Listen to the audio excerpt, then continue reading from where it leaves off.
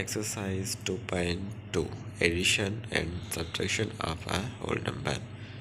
ठीक माना एक होल नंबर जी जोड़ ऐं कट करण। ठीक है, तो दोस्तों ही जेको होल नंबर असां जोड़ कंदासीं या कट कंदासीं त उन जो मेथड आहे या उन जो जेको तरीक़ो आहे उहो जेको तव्हां अॻे नेचुरल नंबर खे जोड़ करण ऐं कट करणु सिखी आया हो उहो साॻियो ई जेको आहे सो तरीक़ो आहे। तव्हां साॻे तरीक़े सां जेको आहे सो जोड़ कंदो ऐं कट कंदो।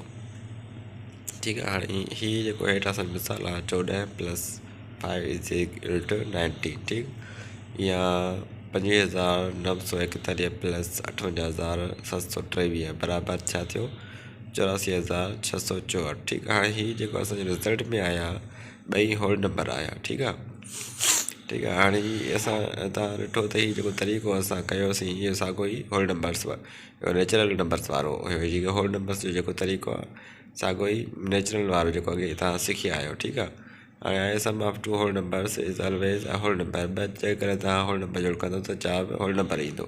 ठीकु आहे, हाणे एग्ज़ाम्पल आहे 899 ऐं 245। ठीकु, 899 ऐं 245 असां पाण में छा कंदासीं जोड़ कंदासीं त असांखे जेको रिज़ल्ट में ईंदो जवाबु उहो 634 ईंदो। ठीकु, हाणे 634 जेको जवाबु आयो आहे इहो छा आहे होल नंबर आहे। ऐं जेको तरीक़ो असां जेको जोड़ जो कयोसीं साॻियो नेचुरल नंबर जो कयोसीं। ठीकु, हाणे एग्ज़ाम्पल आहे सबट्रैक्ट 535 फ्रॉम 1000। हाणे 535 असां 1000 मां कट कंदासीं। ठीकु, हाणे ॿुड़ी मां 5 नथा वञनि उनजे करे हिकु ॿुड़ी खे ॾींदासीं। ठीकु, हिते थिया 10 रुपया केॾे वियो त हिते 9 बचा, उते 10 थिया। हाणे 10 मां वरी हिकु हेॾे ॾींदासीं त उते 10 थिया, उते 9 थिया।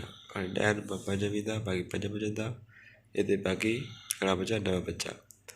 9 मां 3 विया, बाक़ी 6 बचंदा, ऐं हुते 9 बचा। 9 मां 5 विया, बाक़ी 4 बचा ऐं बाक़ी 0 बचो। दोस्तों तव्हां ॾिठो त हीअ जेको मेथड हो साॻियो नेचुरल नंबर्स वारो।